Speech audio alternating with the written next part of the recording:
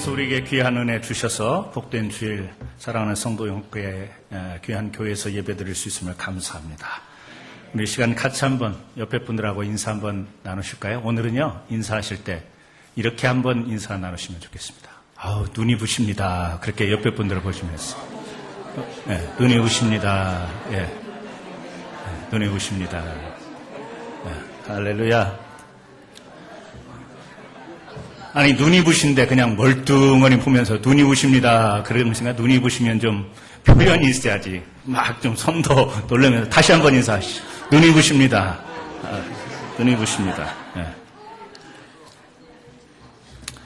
우리는 하나님의 빛의 자녀이기 때문에 눈이 부실 수밖에 없는 존재들입니다. 어디나 우리가 교회에서나 교회 밖에서나 이 빛을 발하는 저와 여러분 되기를 주의 이름으로 축원합니다. 오늘은 바벨탑 교훈이라고 하는 제목으로 여러분과 함께 은혜를 나누겠습니다. 오늘 읽었던 본문은 노아 홍수 이후의 이야기입니다. 이 노아 홍수의 큰 이 심판을 기억하고 있던 이 홍수 이후의 인간들이 어떻게 살았는가를 우리에게 보여주고 있습니다. 직접 홍수를 겪은 사람은 아니었지만 이 홍수에 대한 이야기를 통해서 그들은 늘 마음속에 무거운 짐 하나가 있었죠. 다시 또 우리에게 이와 같은 재앙이 임하면 어떻게 할 것인가. 늘 두렵고 걱정스러운 마음이 그들 마음속에 있었습니다. 그래서 그들은 조금이라도 안정된 삶을 추구하고자 동방으로 옮겨가다가 이제 신할 평지라고 하는 그곳에 정착해 살게 되었습니다. 그곳에서 단순히 거주만 하는 것이 아니라 그럼에도 불구하고 그렇게 이사를 왔음에도 불구하고 여전히 두렵고 불안하기 때문에 그들은 성을 만들면서 높은 성, 높은 탑을 쌓게 됐습니다. 우리가 잘 알고 있는 것처럼 이미 알고 있는 것처럼 그것을 성경은 바벨이다 이렇게 이야기합니다. 우리가 바벨탑 그럽니다마는 성경에 보면 도시를 이루었고 성을 이루었고 탑을 쌓게 되었던 것입니다.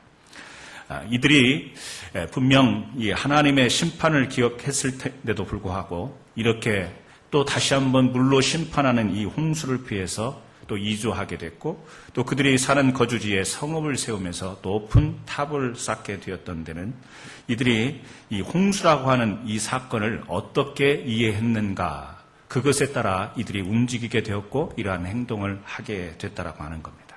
여러분, 우리가 잘 알지만 이 홍수라고 하는 것은 이 재난 이것만이 아닙니다.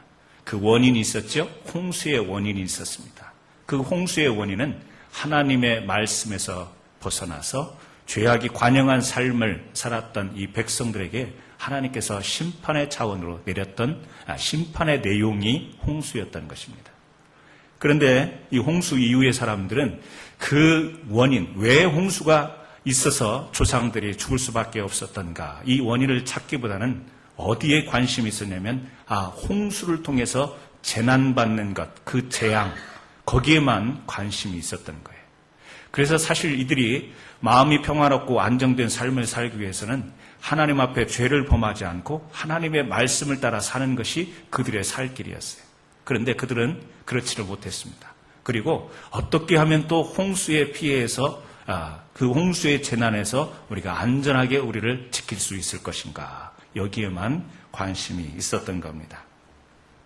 홍수 심판과 구원에 관한 일을 이루는 이 하나님, 이 사람들이 이 하나님과의 관계를 더 돈독히 하고 하나님과의 관계를 온전케 하는 것이 그들이 이 마음속의 안정을 이루며 평화롭게 살 길인데 그것을 하지 못했다라는 겁니다. 다시 말하면 하나님의 말씀과 약속에 대한 믿음이 없었다라고 하는 것이죠. 하나님은 분명히 약속하셨습니다. 홍수 이후에 무지개를 띄워서 다시는 물로 심판하지 않겠다 약속을 주셨어요. 상징적인 표징적인 약속을 주셨습니다. 그럼에도 그 약속하심을 이들은 받아들이지 못하는 겁니다. 그래서 이 나름대로 자기들의 힘을 합하고 열심을 다해서 이제 도성을 건축할 때에 이 홍수의 피해를 보지 않을 만큼의 높은 성과 탑을 쌓으려고 했던 것입니다. 그러나 우리가 잘 아는 것처럼 그 수고와 그 노력에도 불구하고 그들은 그들의 목적을 달성할 수가 없었습니다. 왜 그렇죠? 하나님께서 기뻐하지 않았습니다. 하나님께서 그들의 일을 흩으셨기 때문에 그들은 성사될 수 없었던 것입니다. 오늘 바벨탑을 쌓던 사람들이 그렇게 열정과 또 한마음이 되어서 성을 쌓았지만 이 성사되지 못한 이 내용을 보면서 오늘 우리가 영적인 교훈을 얻기 원합니다. 왜 그토록 힘을 다했지만 그들의 성과를 내지 못했을까요? 첫 번째로 그들은 이 대신하는 삶을 가졌기 때문이다. 이 대체하는 신앙을 가졌기 때문에 그들은 그 수고에도 불구하고 목적을 이룰 수 없었다라는 겁니다. 여러분, 대체한다 말 잘 아시죠? 무엇인가를 대신하는 것입니다. 우리가 살아가다 보면 대신해야 될 것이 있습니다. 또 대신해서는 안 되는 것이 있습니다. 우리가 아무리 애플파이가 맛있다 할지라도 그것을 매끼 식사로 먹으라고 하면 여러분은 살지 몰라도 저는 살지 못합니다. 밥을 먹어야 살 수 있는 겁니다. 밥을 대신해서 다른 것이 맛있고 한 끼는 해결될 수 있고 또 여러 번 몇 번의 맛있는 음식으로 섭취는 할 수 있을지 모르겠지만 밥은 밥이어야 됩니다. 식사는 밥이어야 되는 거죠. 물론 빵도 포함이 되겠죠. 여러분, 우리가 살아가면서 이 대신할 수 없는 것들이 있어요. 우리가 옷 대신에 종이를 주면서 이것을 옷 대신 사용하라고 하면 잠깐 동안은 어떻게 임시적으로 사용할 수는 있겠지만 우리가 지속적인 옷으로서 사용할 수 없습니다. 또 그런가 하면 이 대신하는 것에 유익도 있습니다. 오늘날 의학이 발달해서 우리들의 장기가 좋지 못할 때 다른 사람의 장기를 이식 수술을 받습니다. 내 장기 대신에 다른 장기를 사용해서 우리가 건강을 되찾고 생명을 연장할 수도 있습니다. 대신할 수 없는 것도 있고 대신할 수 있는 것도 있습니다. 그러나 오늘 이 신앙이라고 하는 것, 하나님의 뜻과 말씀이라고 하는 것, 이것은요 절대적인 것입니다. 이것은 대신할 수 없다라는 거예요. 자, 오늘 3절 말씀에 그렇게 이야기하고 있죠. 서로 말하되 자 벽돌을 만들어 견고히 굽자 하고 이에 벽돌로 돌을 대신하여 역청으로 진흙을 대신하고, 거기 보면 대신한다라는 말이 2번 나오죠. 무엇을 대신했습니까? 벽돌로 돌을 대신했어요. 그러니까 이전에는 그 지역에서 돌을 가지고 건축을 했습니다. 그런데 이들은요 지금 나름대로 뭔가 더 발전한 거예요. 그래서 돌 대신에 벽돌을 만들어서 그걸 가지고 성을 쌓아갑니다. 또 전에는 진흙으로 이렇게 다져서 집을 짓고 성을 만들고 이랬는데 조금 발전했습니다. 그래서 역청이라고 하는 지금의 어떻게 보면은 그 접착제 역할을 할 수 있는 그런 것을 얻어낸 거죠. 더 발전한 것입니다. 자, 벽돌로 돌을 대신하고 또 역청으로 진흙을 대신했다라는 것은 그들의 문명 수준을 이야기하는 거예요. 좀 더 진보되고 좀 더 나아진 삶의 문화를 가졌다라는 겁니다. 그만큼 그들의 삶의 능력이 탁월했다라고 그렇게 볼 수 있겠습니다. 그런데 오늘 이 벽돌로 돌을 대신했다, 역청으로 진흙을 대신했다, 이 말을 통해서 우리는 영적인 교훈을 얻어야 되겠습니다. 그들은요 문명이 발달했습니다. 분명히 발달한 건 사실입니다. 그러나 문명의 이 발달과 수준 높은 삶이 하나님의 뜻을 대신하는 것이 되어버렸다라는 것입니다. 과학 문명의 발전, 하나님께서 우리 인간에게 주신 축복입니다. 또 특권이면서 은혜라고 생각이 됩니다. 이 하나님의 형상대로 지은 우리 사람만이 지식과 지혜가 있어서 이 과학의 발전을 꾀할 수 있는 겁니다. 100년 전에 까치들이 집을 짓는 거나 오늘날의 까치들이 집을 짓는 것은 그게 주워다가 풀을 주워다가 마른 풀을 주워다가 아니면 나무 가지를 주워다가 울타리를 만들고 집을 만드는 것, 더 어떤 발전된 것이 없습니다. 까치들이 플라스틱을 주워다가 집을 만드는 경우 보셨어요? 어떤 강화제를 가져다가 집을 짓는 거 보셨습니까? 그렇지 않습니다. 100년 전이나 지금이나 똑같습니다. 사자와 호랑이가 다른 동물을 공격할 때 탱크를 몰고 가는 거 보신 적이 있습니까? 없습니다. 예전이나 지금이나 동일합니다. 하나님은 우리 사람에게만 지혜와 이 지식을 주셔서 발전할 수 있는 문명의 삶을 살도록 만드셨다라고 하는 겁니다. 다른 피조물과는 다르게 특별한 하나님의 은혜를 가지고 살아가는 것이 바로 인간이라고 하는 것입니다. 그런데 문제는 뭐냐면 그 은혜를 입은 우리가 그 은혜로 하나님의 뜻을 거스르는 일을 하게 된다는 거예요. 하나님의 은혜를 입었죠. 그래서 지식도 뛰어나고 지혜도 있어서 더 창조적이고 발전적이고 더 나은 삶을 추구하는데 그 은혜를 받은 것을 가지고 하나님의 뜻을 거스리는 일을 하게 된다라고 하는 겁니다. 자, 바벨탑을 쌓던 노아의 후손들, 이들은 염려 때문에 하나님의 뜻을 거스립니다. 염려로 하나님의 뜻을 대신하는 것을 우리가 보게 됩니다. 하나님이 약속하셨지만 약속을 신뢰하지 못합니다. 계속해서 또 홍수가 일어나면 또 물에 빠져서 죽게 되면 계속해서 마음속에 걱정이 있습니다. 하나님께서는 분명하게 약속을 주셨죠. 그들에게 다시는 물로 심판하지 않겠다. 그런데 지나친 염려를 가졌던 겁니다. 이 지나친 염려가 하나님의 뜻을 대신할 때가 있습니다. 우리도 그렇습니다.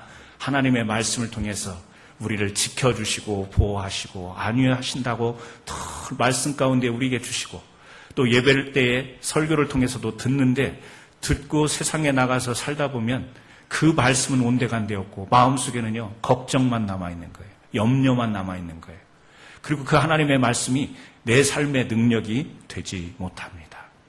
여러분, 오늘 우리가 염려가 하나님의 약속을 대신해서는 안 되는 삶을 우리가 살아야 되겠습니다. 오늘 이 시간 이 자리에 오시기 전까지 여러분에게도 염려거리가 어떤 염려거리가 있으셨는지 모르겠습니다. 지금 이렇게 또 예배를 들으면서 말씀을 듣고 있지만 지금 한쪽 귀에는 이 말씀이 들리기도 하고 한쪽에서는요 세상의 염려거리들 때문에 하나님의 말씀이 또 들어오지 않을 수도 있습니다. 예배를 드리고 나도 예배를 드리고 돌아가도 이 시원함이 없고 답답함이 여전할 수 있습니다. 왜 그렇죠? 가만히 보면 우리도 바벨탑을 쌓았던 사람과 다를 바가 없습니다.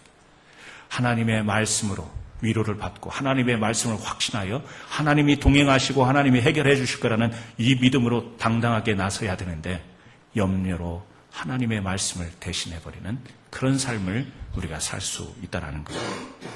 레위기에 보면 제사장의 이 아론의 아들 나답과 아비후가 나오죠.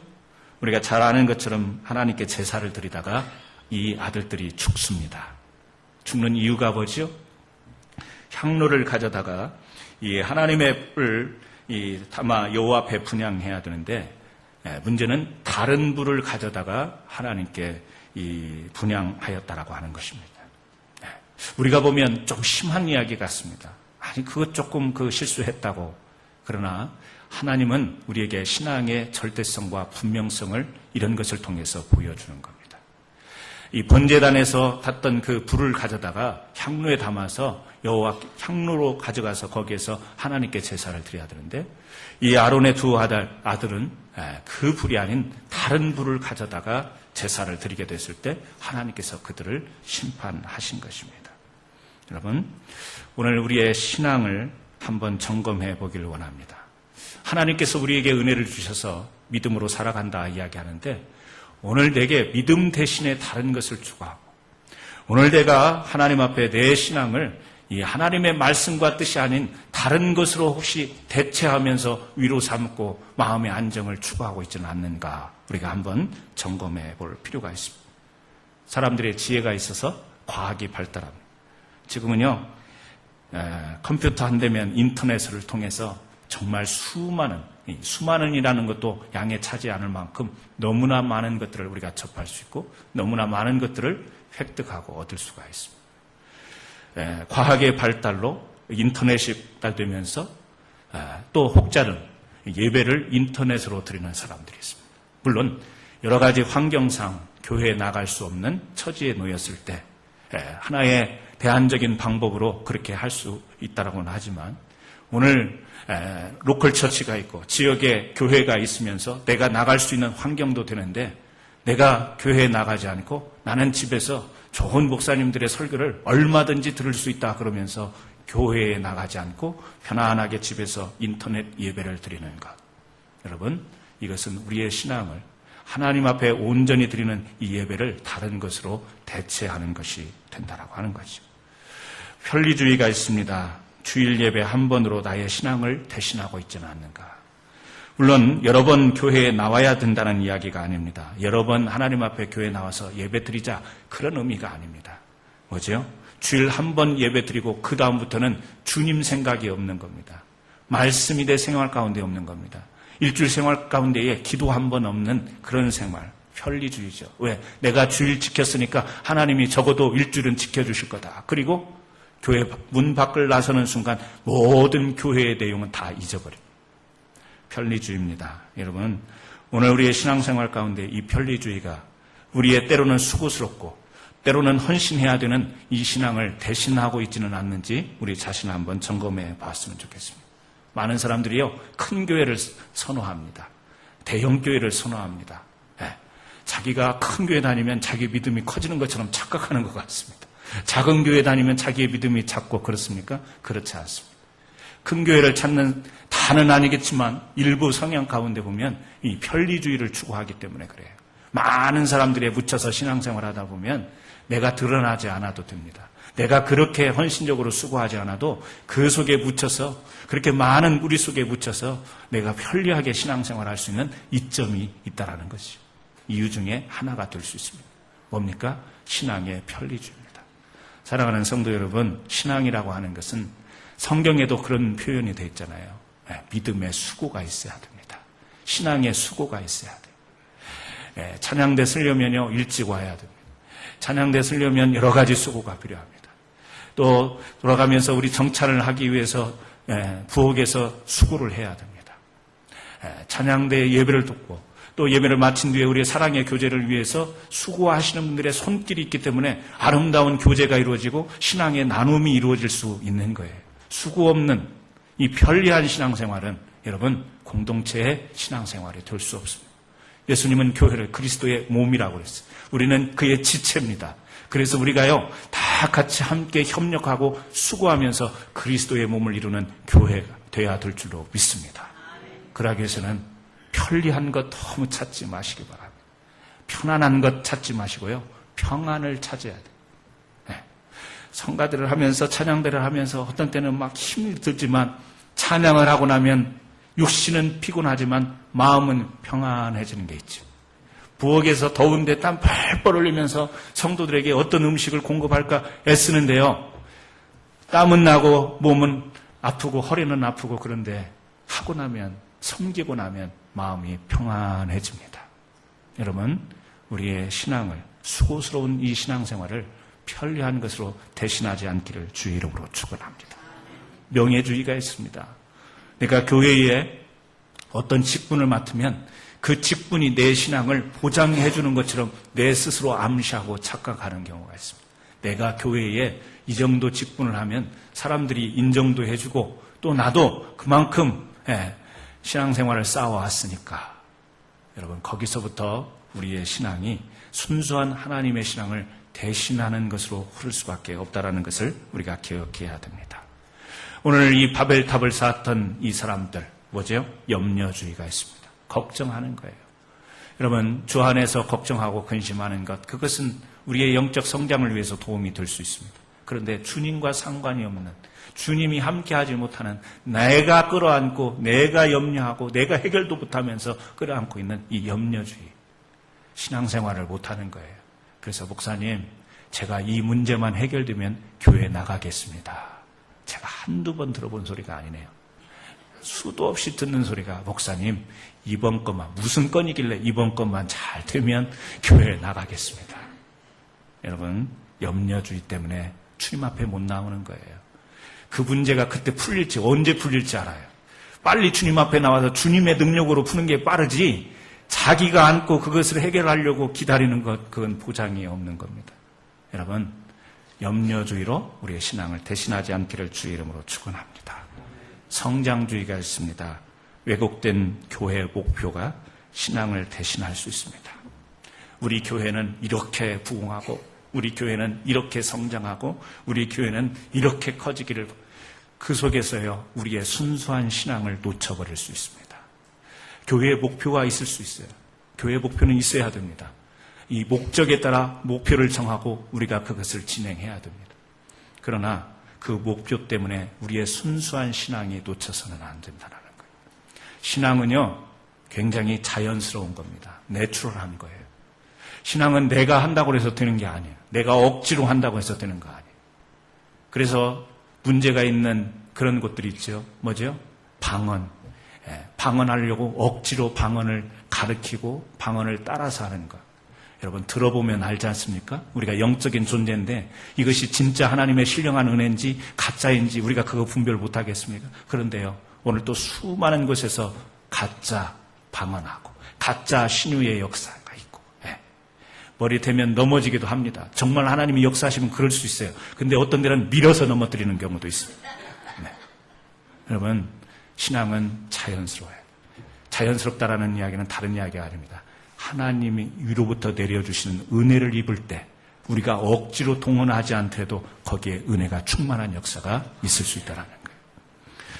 하나님 뜻 대신에 말씀 대신에 다른 것으로 우리의 신앙을 형성하고 있지 않는지 오늘 우리는 우리 자신을 한번 점검하기를 바랍니다. 이 말의 뜻은 우리가 다시 한번 순수한 신앙으로, 하나님 순수한 신앙으로 다른 어떤 것이 섞여서 혼잡한 것이 아니라 정말 순수한 신앙으로 하나님 앞에 온전히 서기를 원합니다. 바벨탑을 쌓았던 사람들은 그렇지만 우리는 신앙의 탑을 쌓고 신앙의 도성을 이루기를 원합니다. 이렇게 다짐하는 저와 여러분 되기를 주의 이름으로 축원합니다. 두 번째, 이들은 이 말씀 밖에서 합심하였기 때문에 이들이 수고를 했고 또 합심을 하였지만 그 일이 헛수고가 되었다라는 겁니다. 신앙 밖에서 합심하였다. 여러분, 노아 홍수 이후의 사람들은 이 불신앙적인 안정을 추구한 겁니다. 안정을 취한다라고 하는 것은 좋은 거예요. 사람이 마음의 평안을 갖고 평안하게 살아가는 것은 좋습니다. 그러나 문제는 불신앙적인 안정을 추구했다라는 거예요. 안정은 안정인데 앞에 불신앙이라는 거예요. 그래서 이 불신앙적인 안정을 꾀하려고 그들은 어떻게 했습니까? 합심하였습니다. 마음을 합했습니다. 여러분, 우리가 합심한다라는 것이 얼마나 좋은지 모릅니다. 연합한다라는 것이 얼마나 좋은 일인지 모릅니다. 그런데 이 노아의 후손들은 잘못된 확신을 가지고 합심했습니다. 뭐죠? 우리가 힘을 합하기만 하면 무슨 일이든지 할 수 있다. 이것이 그들의 생각이었어요. 자, 합심하는 것은 좋습니다. 그런데 문제는 뭐냐면 그래서 창세기 11장 4절에 또 말하되 자 성읍과 탑을 건설하여 그 탑 꼭대기 하늘에 닿게 하여 우리 이름을 내고 온 지면에 흩어짐을 면하자 하였더니, 자 말을 합니다. 우리가 힘을 합하고 우리 이름을 내고 같이 한번 해오자, 이렇게 지금 단합을 요하는 거죠. 그런데 우리 사람들이 많은 경우에 그런 생각을 갖습니다. 우리도 그렇습니다. 사람이 힘을 합하면 뭐든지 할 수 있지. 할 수 있습니다. 긍정적인 용어입니다. 그러나 우리가 신앙 안에서는 이 말의 해석을 잘 내려야 합니다. 연합이라면 무의식 중에 좋은 것이라고 생각합니다. 그러나 이 연합이라는 말에 우리가 늘 유의를 해야 됩니다. 왜냐하면 우리는 하나님의 주권 하에서 사는 존재들이기 때문에 그렇습니다. 교회도 보면 에큐메니칼 운동이 오래전에 시작이 되어서 오늘날 우리가 흔히 들을 수 있는 겁니다. 뭐죠? 교회 일치 운동, 교회 연합 운동. 저는 그 말 자체는 찬성합니다. 교회 일치 운동, 에큐메니칼, 교회 일치 운동은 찬성하는데 오늘날 이 에큐메니칼 운동이 사실은 이 말의 뜻과는 전혀 다른 방향으로 흘러가고 있습니다. 그래서 교회의 일치가 아니라 모든 종교의 일치를 향하고 있습니다. 불교도 또 이슬람도 우리 다 같은 종교로 인정하면서 서로 다 구원을 인정하고 이런 방향으로 흐른다는 거지. 여러분, 우리가 굉장히 유의해야 됩니다. 교회의 일치, 그리스도 안에서 신앙의 일치, 교회의 교류, 이것은 적극적으로 찬성합니다. 우리 교회도 그리해야 됩니다. 세상에 나가서 또 교회들과 연대하면서 이 지역사회의 빛과 소금의 역할을 하며 복음에 증거할 수 있는 그런 교회의 협력이 필요합니다. 그러나 불교와는 연합할 수가 없는 겁니다. 이슬람과는 연합할 수 없어요.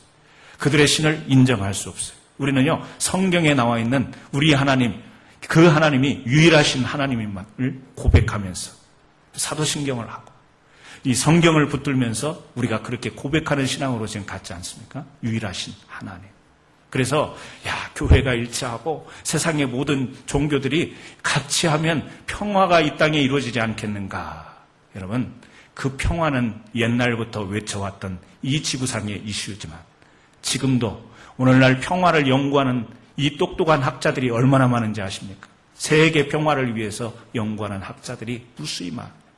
그러나 불행하게도 오늘날 그렇게 시대가 발전하고 교류가 있음, 나라와 나라, 대통령, 이 국가의 수반들이 교류를 하고 왕래를 한다 할지라도 이 평화가 아직까지도 이루어지지 않는 것을 볼 수 있습니다. 우리의 힘으로 이 땅에 평화가 이루어질 수 있는 게 아니에요. 물론 우리는 그것을 향해서 지향하고 노력합니다. 그 평화를 향해서 우리가 애쓰고 노력하는 것은 당연히 그렇게 해야 됩니다. 그러나 결정적인 것은 하나님의 주권하에 놓여 있다는 거예요. 평화를 추구하지만 오늘 또 전쟁이 있습니다. 오늘 또 테러가 있어요. 우리가 하나님께 어떻게 이 평화의 문제를 놓고 기도할 수 있겠습니까? 평화는요, 하나님이 허락해 주셔야 되는 겁니다. 하나님께서 이 땅에 진정한 평화를 내려주실 때 평화가 될 수 있는 거지. 우리가 다 일치하자, 신앙도 일치하고 종교도 일치하자, 그런다고 해서 이 땅에 평화가 오는 것은 아니라는 거예요. 우리가 언론을 신뢰하지만 때로는 언론을 통해서 우리가요, 하나님이 기뻐하실 수 없는 다른 방향으로 의식화될 때가 있습니다. 왜? 교회가 일치하고 종교가 일치해야지. 그게 평화로운 거야. 사람들이요, 고개를 끄덕여요. 교회 성도님들도 목사님 그건 좋은 거 아닙니까? 저는 그렇게 질문 받은 적이 많이 있었습니다. 답답해요. 영적으로 답답합니다. 그런데 우리가 세상 살다 보면 그런 의식에 자꾸 노출이 되겠습니다. 유혹이 되게 돼 있어요. 그러나 여러분, 분명히 우리가 기억해야 될 것은 우리가 연합하고 합심한다는 것은 뭐죠? 주 안에서, 하나님 말씀 안에서, 하나님 뜻 안에서 우리가 합심해야 되는 겁니다. 오늘날 뭉치면 살고 흩어지면 죽고 이런 용어도 있습니다만 여러분, 연합돼서 잘못된 방향으로 나가는 단체들이 얼마나 많은데요. 잘못된 방향으로 나가는 교회들이 얼마나 많은데요. 잘못된 방향으로 흐르는 이단들이 얼마나 많은데요. 여러분, 이단의 특성들, 결속력이 너무 강해요. 이단들은요, 너무 잘 뭉칩니다. 너무 결속력이 강해요. 그런 이단들을 보면서 하나님의 말씀을 왜곡되게 해석하는 그들을 보면서 저 사람들 단합 잘하네, 연합 잘하네, 우리가 배워야 돼. 우리도 좀 저 사람들과 함께하면서 좋은 것을 나눠야지. 여러분, 그렇게 생각하는 것은 참으로 위험한 생각입니다. 우리는 연합할 때 어떤 내용인지 어떤 의도인지를 분명히 알고 분별하고 연합해야 된다는 것이죠. 오늘 연합을 외치고 있는 곳, 정치적인 경우가 많습니다. 연합을 외치고 있는 곳에 어떻게 보면 순수함보다는 계산이 들어있는 경우가 많이 있습니다. 그렇게까지 따질 필요가 있는가? 여러분, 따질 필요가 있습니다. 신앙은 순간 놓치게 되면 우리는요, 잘못된 것으로 아주 쉽게, 똑똑한 것도 소용없습니다. 지식도 필요 없어요. 또 내가 가졌던 경험도 필요 없습니다. 순식간에 사단은요, 우리를 이상한 방향으로 나가게 하기 때문에 그렇습니다. 여러분, 모든 사람이 동의한다고 해서 다 하나님의 뜻이 될 수 있는 것은 아닙니다. 어떤 때는요, 하나님의 뜻을 지켜나가려고 하다 보면 외롭고 고독할 때가 있어요. 여러분, 신앙생활 하다가 외롭다, 고독하다 그런 느낌을 가져보신 적 있어요? 신앙생활이 아니라 그냥 내가 살아가다가 친구가 없어서 외롭고 가족이 나를 알아주지 못해서 외로운 그런 외로움이 아니라 이 신앙 가운데에 고독하다 그런 느낌. 이것은 경험해 본 사람들이 알죠. 여러분, 모세가 그랬잖아요. 모세가 외로웠어요. 하나님의 부름을 받았어요. 하나님의 뜻을 분명히 알았습니다. 그리고 백성들을 이끌고 이제 광야로, 애굽에서 탈출해서 광야로 나가는데 백성들 한두 사람이 아니에요. 수백만이 이 하나님께 받은 자신의 마음을 알아주지를 못하는 거예요. 너무 외로운 거예요. 고독한 거예요. 만약에 모세가 그 외로움을 이기고자 백성들의 외침에 그래, 많은 사람들이 원하니까 그래, 우리가 광야길을 잘못 왔지? 아무리 생각해도 나도 그렇게 생각해. 다시 애굽으로 가자. 그랬으면 여러분 어떻게 됐을까요? 오늘날 성경의 역사는 존재하지도 않았을 겁니다. 오늘 구원의 역사는 과연 이것이 오늘 우리에게까지 이 믿음이 전수가 됐을지. 여호수아 갈렙이 이 대세를 따라 행동을 한 적이 있습니까? 그렇지 않죠? 다른 10명의 정탐꾼은요, 겁을 먹었습니다. 염려를 했어요. 그런데 이 여호수아 갈렙 속에는 뭐가 있어요? 하나님의 뜻, 하나님의 말씀, 하나님의 확신, 이것이 있었어요. 그래서 정탐을 하고 와서 이제 보고를 할 때 다른 10명과 달랐습니다. 2명은요, 다른 이 10명과는 다른 대답을 했어요. 숫자적으로 볼 때 사람들이 어디에 동조를 하겠습니까? 10사람의 객관적인 평을, 객관적인 이 보고서를 들었을 거란 말이죠. 외로웠을 거예요. 또 거기에 어떤 갈등이 있었을지도 모르겠습니다. 거기에서 만약에 이 2명도 10대인데 10쪽으로 가자 그랬으면요, 여러분 어떻게 됐을까요? 이스라엘 백성들이 여호수아의 갈렙에 자신들의 분명한 하나님의 뜻을 쳤고 다른 사람들의 어떤 동조를 했다면 여러분 어떻게 되었겠습니까? 바울이 마찬가지입니다. 그가 복음을 들고 외로웠어요. 때로는 돌에 맞기도 하고 핍박을 받고 감옥에 갇히기도 합니다. 그때 그냥 편하게 또 모든 것을 보장받으면서, 왜? 로마의 시민권자이기 때문에, 또 지식이 다른 사람보다 뛰어났기 때문에, 가말 밑에서 그 문화생으로 공부했기 때문에 사회적으로 보면 영향력 있는 삶을 살 수 있습니다. 조용히 편안하게 전달해도 할 수 있는데 왜 그런 핍박과 어려움을 받으면서 그랬겠어요? 굽히지 않는 하나님의 뜻이 그 안에 있었기 때문에 외롭게 복음을 증거했던 것입니다. 여러분, 오늘 교회와 세상을 보면 교회는 아주 작은 존재입니다. 오늘 믿지 않는 사람들이 이 세상에 훨씬 더 많습니다. 신앙생활을 하다 보면 너 왜 그 시간에 좀 편히 쉬지? 너 돈 쓰기도 그렇게 힘들다면서 왜 교회다 갖다 다 바치고? 여러분, 우리가 주위에서 많이 듣는 이야기 아니겠습니까? 왜 교회 가서 그런 소리를 듣고 왜 교회 가서 그런 고생을 하고? 어떤 때는요, 그 말에 동조가 되려고 할 때도 있어요. 왜? 어떤 힘들 때는. 그러나 여러분, 신앙 가운데서 우리가 분명히 해야 될 것은 하나님께서 우리에게 분명한 이 구원의 믿음을 우리에게 주셨기 때문에 우리는 그 구원의 믿음 안에서 외로움도 이기고 고독도 이겨냅니다. 세상 사람들이 다 이구동성으로 하는 그 말에 동조할 수 없는 이 하나님의 말씀, 구원의 말씀이 내게 있기 때문에 우리는 그것을 이겨내고 앞으로 나갈 수 있는 것이. 이 바벨탑을 쌓았던 사람들은 합심했습니다. 그러나 하나님의 뜻을 벗어난, 신앙에서 벗어난 합심이었어요. 우리 캔사스 한인 장로교회는요, 합심해야 될 줄로 믿습니다. 힘을 모아야 돼, 마음을 모아야 됩니다. 왜요? 우리에게는 십자가가 있기 때문에 그래요. 그 십자가의 은혜가 우리 각자가 다 한 사람도 빼놓지 않고 모든 사람이 다 받은 은혜가 있기 때문에 그 은혜 안에서 연합하고 합심해야 됩니다. 이 지역에 있는 로컬 처치들과 우리가 연합해야 돼요. 함께 해야 됩니다. 네. 함께 할 때는요, 우리가 기득권을 포기해야 됩니다. 섬겨야 돼요. 그래야 연합이 되는 거예요. 섬김이 없으면 연합이 되지 않습니다. 앞으로 우리 캔사스 지역에서 우리 교회 연합으로 이 지역 사회에 어떤 복음의 영향력을 미치기 위해서 어떤 일을 할 때 우리 교회는, 저와 여러분은 섬김으로 나가기를 주의 이름으로 축원합니다. 아이고, 지네 교회가 다 하네, 뭐 이런 소리도 하고, 아이고, 지네끼리 다 해먹네, 뭐 이런 소리 하고. 왜 그렇죠? 아직도 마음속에 기득권이 있기 때문에 그래요. 아직도 나라는 존재가 있고 주님의 모습을 붙잡지 못하기 때문에 그래요. 주님이 우리 안에 계시면 우리가 낮아지고 섬길 수 있습니다. 그러다 보면 연합될 수 있어요. 하나 될 수 있는 거예요. 우리 성도들도 마찬가지입니다. 섬김으로 낮아지면 하나 될 수 있는 겁니다. 겉으로는 하나 된 것 같은데 하나 되지 못한 거 있죠? 네. 똑같은 자석인데 N극과 S극, N극과 N극을 놓으면요, 서로 밀어내요. 겉으로 보면 똑같은 자석인데 밀려나기도 하고 가까이 가면 서로 튕겨나가기도 하고 어떤 것은 탁 들어붙기도 해요. 그런데 우리가 볼 때 그것을 다 뭐라고 이야기하죠? 자석. 네. 자석은 붙는 힘이 있다. 객관적인 지식이에요. 네. 붙겠지. 근데 밀려나는 경우도 있어요. 여러분, 겉으로 보여지는 과합, 연합이 아니라 그 안에서 섬김과 낮아짐과 주님의 모습을 닮아가는 가운데 일치하는 그런 아름다운 일치가 저와 여러분에게 있기를 주의 이름으로 축원합니다. 마지막으로 세 번째, 자기들의 계획을 앞세웠기 때문에 하나님께서 그 바벨 성과 탑을 흩으셨다라는 겁니다.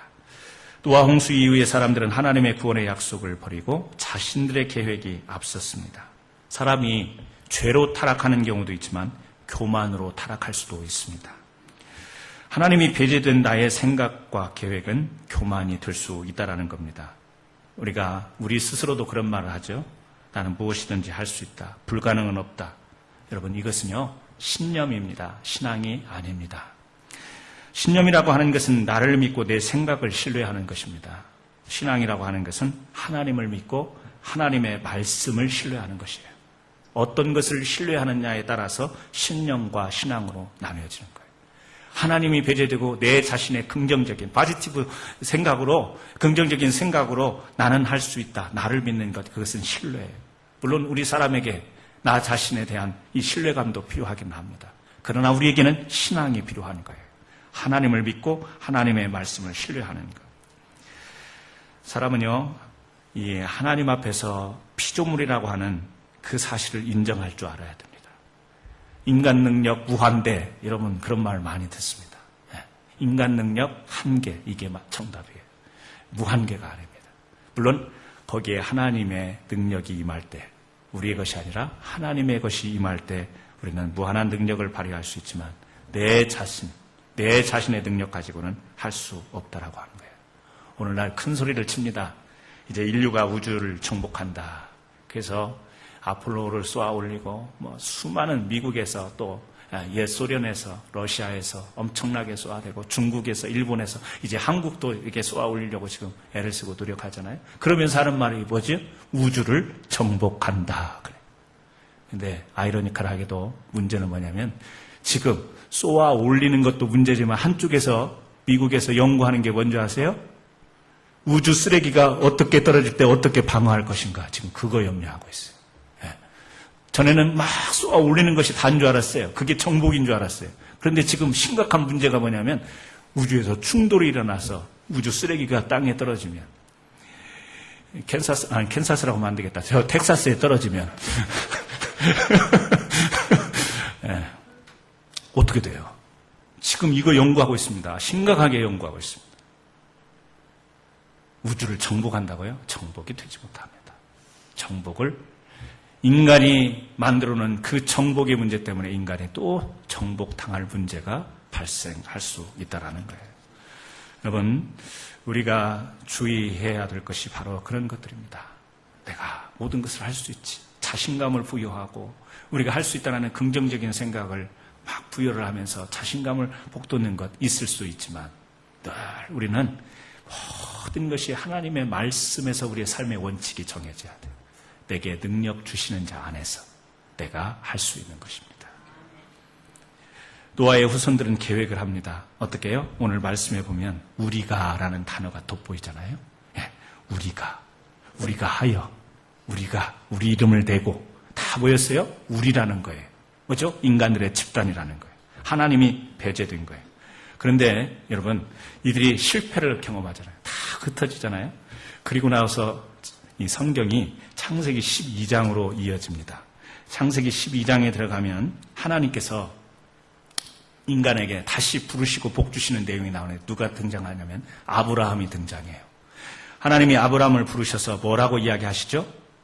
내가 너로 큰 민족을 이루고, 우리가예요? 아니죠. 하나님이 뭐라고 해요? 내가 너로 큰 민족을 이루게 하리라. 내가 너에게 복을 주어 내 이름을 창대케 하리라.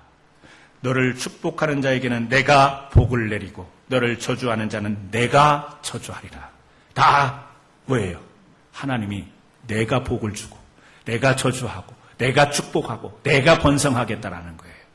이 땅에서의 삶의 안정과 번성과 축복은 그 주체가 누구냐? 하나님이라는 사실이에요.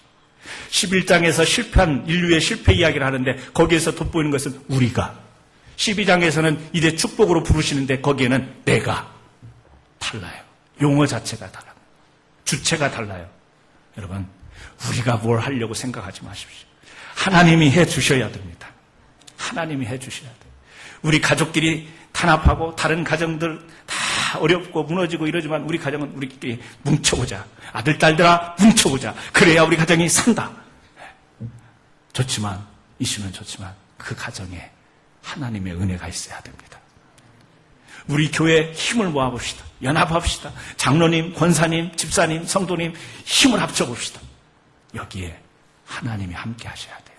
내가 너희와 함께 한다는 이 음성을 우리가 들어야 하나님의 교회가 번창할 수 있고 부흥할 수 있고 축복된 교회가 될 수 있는 줄 믿습니다. 공든탑이 무너지랴라는 말이 있습니다. 오늘 이 말씀을 듣고 보니까 이 말이 어떻게 들려요? 공든탑도 무너지는 것은 그렇지만 스탑될 수 있다. 네, 공든탑도 무너질 수 있습니다. 바벨탑 사건을 보면서 공든탑도 무너질 수가 있습니다. 여러분, 하나님의 뜻을 대신하는 것이라면 인간의 어떤 노력도 수포와 같이 돌아갈 것입니다. 모든 사람들이 연합, 함께함 좋게 여깁니다. 그러나 하나님의 약속을 거스리는 연합은 오히려 혼잡이요 흩어짐이 된다는 사실을 기억하시기 바랍니다. 오늘도 수많은 계획 속에 우리가 살아가지만 이 우리들 마음속에 우리가 할 수 있다. 우리를 위하여 우리가 하리라 이 생각을 가지고 계시다면 오늘 하나님께서 하시는 말씀, 내가 너에게 복을 주리라. 내가 너를 부르리라. 내가 이 하나님의 음성을 듣고 여러분 거룩한 인생의 도성을 이루어 나가는 저와 여러분 되기를 주의 이름으로 축원합니다. 기도하시겠습니다.